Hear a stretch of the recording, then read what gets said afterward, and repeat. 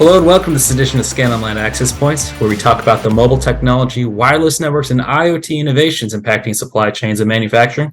I'm Jeff Goldstein, your host, talking to you as always from Louisville, Kentucky. For more on the facts and opinions shared on today's show, you can go ahead and send all messages to questions@scanonline.com, and you can also find us on our homepage, which is scanonline.com.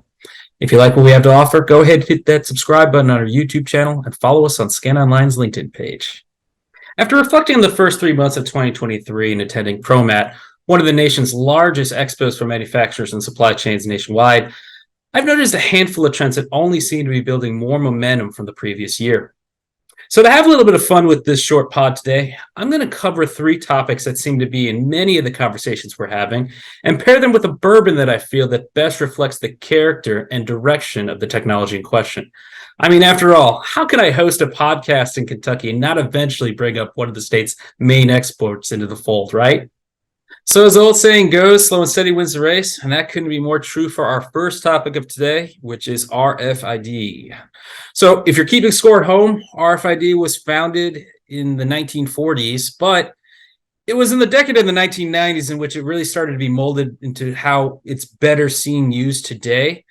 With that said, the technology has been mirrored in some criticism for many years, but it's kind of undertaken a major renaissance over the last 10 years, but maybe a little longer depending on who you ask. As the accuracy and efficiency rate of RFID sensors, tags, portals, and the like have vastly improved to win over those critics of yesterday. And then also there's some major retailers and suppliers that are spurring those adoption rates, namely Walmart, who has ignited kind of a trickle-down effect, as this has not only given tons of trust turning to the technology, but it's also given credence to the results that it can provide. Now, why is this? I mean, really, it's just kind of simple. I mean, it's just increased development investments by those major manufacturers and vendors that are out there that produce RFID hardware and software. But not only that, it's just the fact that what both of those things can do are no longer just built for a one-size-fits-all. Now, from a software perspective, the information and analytics that can be tracked are more flexible in terms of now what can be customized. It was very, very narrow for a long time, but now a lot of platforms are being built more with the purpose of more easily allowing user-defined data sets, user-defined fields, and user-defined production statistics in general for that layperson all the way up to that serious IT steward and engineer in their respective fields.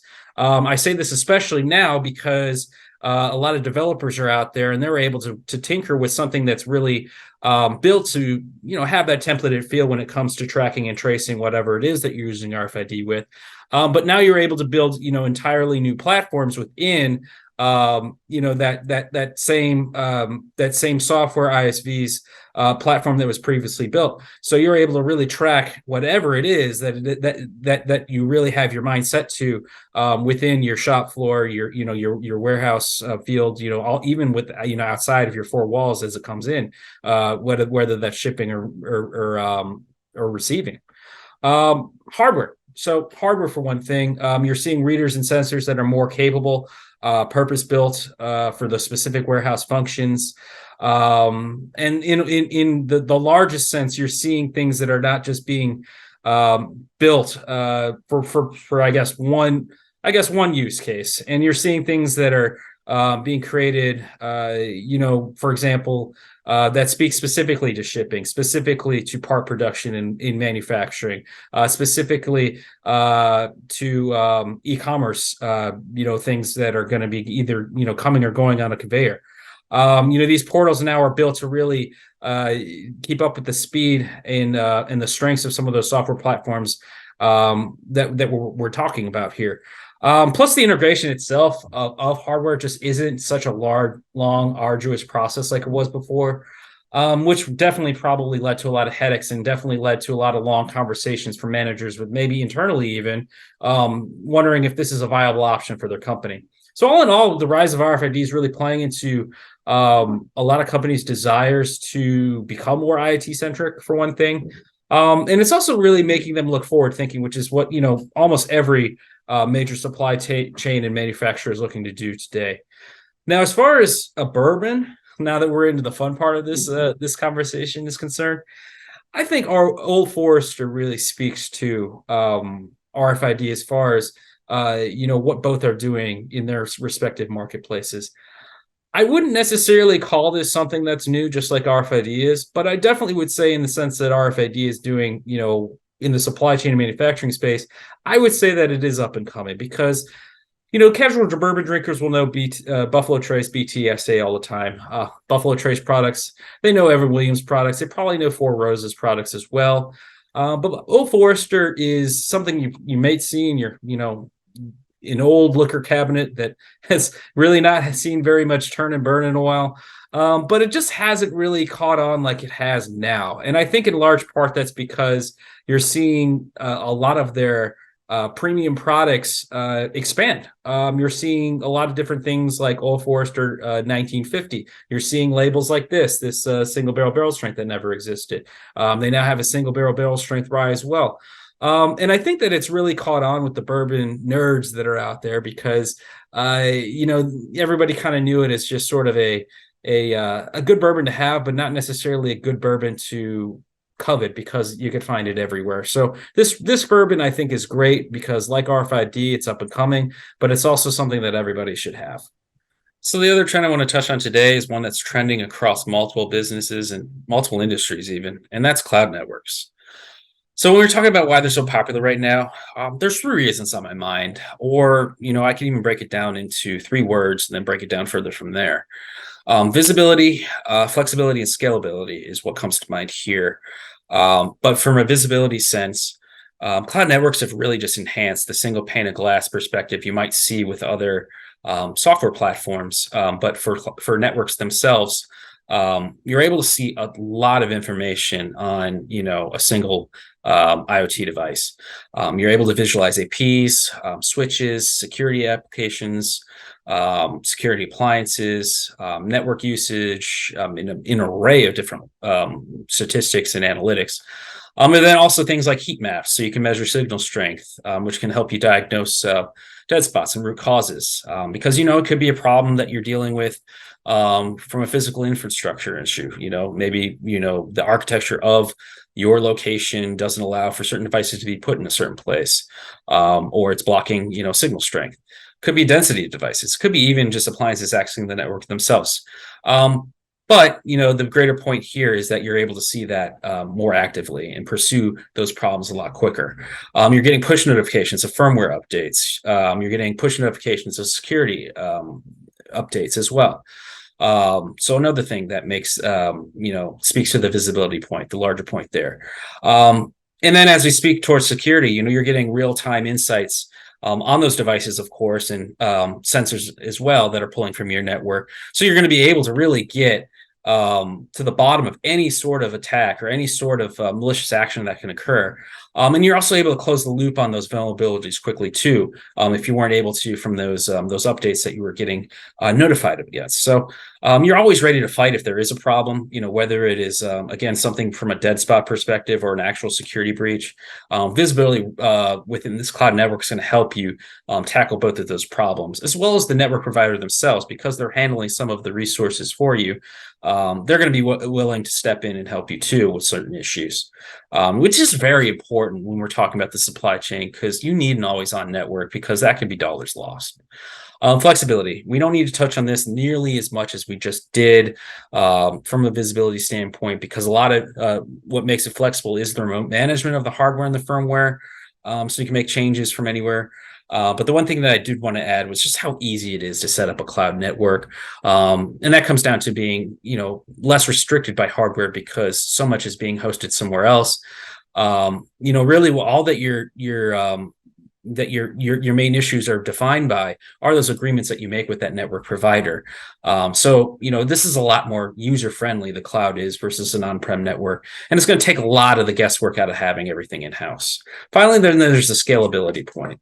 From the cloud perspective, you're able to onboard hundreds of thousands of devices you may not be able to if you solely had an on-prem network, because you're really limited on space and your own capacity of your infrastructure. You're able to add, remove, and sub AP switches without impacting performance very easily.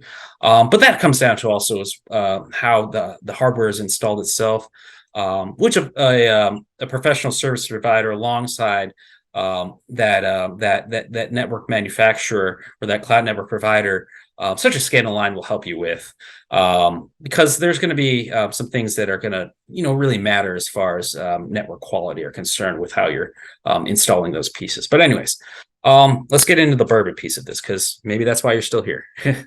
I chose Weller Foolproof to relate this to the cloud a little bit here, because in the same words that I used before, visibility, you can track all the stats back to the barrel, rickhouse, to date, like you can with many other bourbons. But Buffalo Trace, who's the maker of this brand, you can actually email them, and they'll give you every single specific piece of information on this barrel, to a T, which is nice. Not a lot of places will do that for you.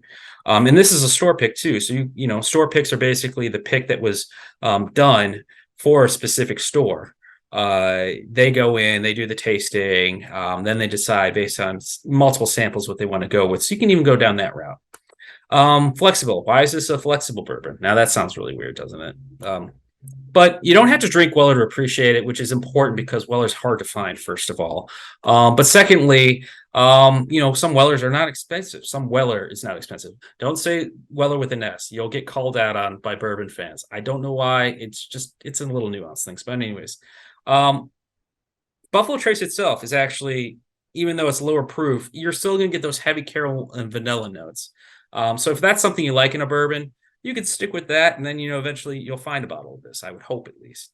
And then finally, if we're trying to relate this in a scalable sense, I kind of was starting to get there in this conversation, but there's multiple labels within the Weller brand. Weller Special Reserve is their lower proof offering. So for somebody new to bourbon, it's a great way to try the product, so you can kind of get an idea of what it is. And then you could scale your way up to this higher proof offering if you can find it again, which is 114 proof. So yeah, it's a visible. I guess it's visible. I'm looking at it right now. Visibility, you can find what you need to know about it quickly. Flexible, because you don't actually have to drink Weller to know what it's like. You can get close to it. And then scalable. There's lots of different labels. So hopefully one day you'll get to enjoy this. So that's the trend that I want to touch on today, which is actually becoming more of a norm than a trend, are rugged tablets.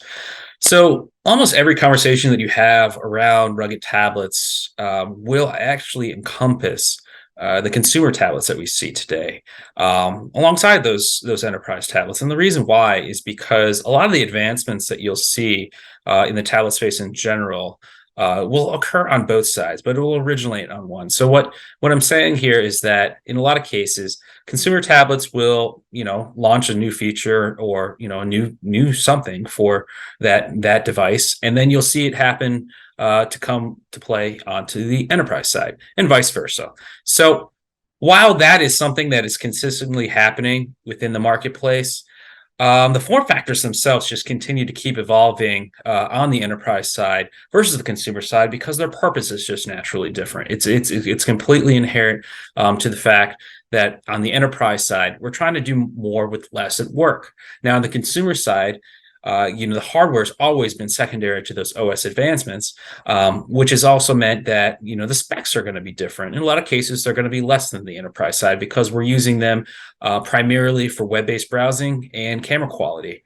And that's because, again, we're looking at these on the enterprise side differently than the consumer side, because the consumer side uses these as enhancements to our smartphones, let's say. On the enterprise side, the purpose of these is vastly different by industry, but it's also becoming different by the actual department within these industries. And this all makes sense, because the vision for enterprise devices is, again, so that you can do more with less. Connectivity is increasingly important because we're doing so many more tasks on these than we have ever before. Wi-Fi 6E is built standard into almost every new device that we're seeing in the marketplace ourselves. 5G, of course, for obvious reasons. You're even seeing distributed antenna systems being built into a lot of larger facilities so that you can have extended range when it comes to 5G. 5G, and you have it, basically another source for network enhancements. Long range scanning is important because we're building up on warehouses more than we are building out. Although we are doing both, you're seeing a lot of sites now having to fight space battles, which includes having higher shelf space. So we need devices that are going to be able to reach that, and that's where long range scanning comes into play. Memory and storage space, incredibly important because we're dealing with a lot more resource demand heavy business apps at one time than we ever have. So you're going to need something that's going to be able to maintain high speeds and feeds. Other things that make it more built for work. Well, now we're talking about peripherals here. Keyboards, something that seems pretty standard across a lot of devices now. But when it comes to these enterprise tablets, ergonomics are the word of the day. Something that feels right, something that you can do with gloves, something that actually can work in different environments, such as the cold chain. Docking stations, they've actually advanced as well. They're no longer one size fits all because you're seeing them in vehicles, you're seeing them in forklifts, you're seeing them on different kiosks, you're seeing them on mobile rolling carts, which are now gained a lot of favor in a lot of these warehouses and DCs. But maybe most importantly, you're seeing longer battery life. They're no longer just lasting over a couple shifts, which was an advancement of itself over the consumer space. But now you're seeing them last multiple days, depending on how you're using them, of course. But this is incredibly important, and it will continue to be as more and more tablets find their way into the warehouse space. Gorilla Glass. Now we're talking about durability. What meets the eye. Gorilla Glass is something that you see on every single screen because these are devices that are getting tossed around a lot. They're resilient. All tablets pretty much for at least 5 feet in the air. But for the better devices, we're looking at 7 foot or 7+ foot drop specs in many cases. And then, of course, all in all, the reason why the speeds and feeds matter is because of the work tasks themselves. We're dealing with a lot more inventory management programming. The specific things from an operations standpoint, such as pick and pack, cycle counting, reverse logistics, things that are typically done within either e-commerce systems, WMS, any sort of resource planning software piece, or even custom built software. You need something that's going to be able to do all of these things all at once. And then there's MDM, which, of course, mobile device management, the long term there. This is something that is being standardized in all of these devices. So overall, you're getting way more production and site reporting going into these devices than you ever have before, and that's why these need to stand out above the consumer side. Anyways, to bourbon. Four Roses barrel strength is what I chose here because like the tablets that you're seeing, the options and diversity just expand to places that we haven't seen before. There's 10 different recipes of this product. One of the main differentiators is the rye content. 5 of them have a higher rye versus others, which are a little bit more wheat forward.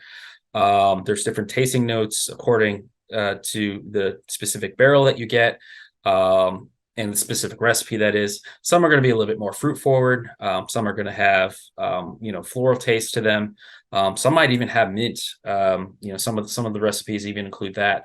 And some are going to be a little bit more spicy, but of course that can be dependent on the proof, the age, what rickhouse it's stored in, and at what level. This is called tiers amongst bourbon speak.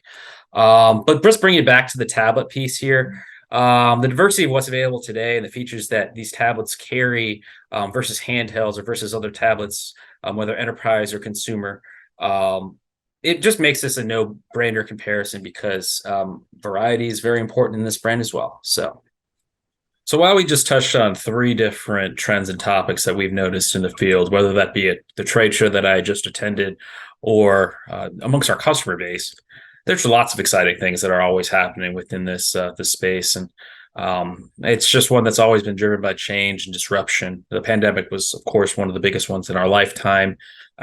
Supply and demand is always what it is. It's always a fluctuating thing.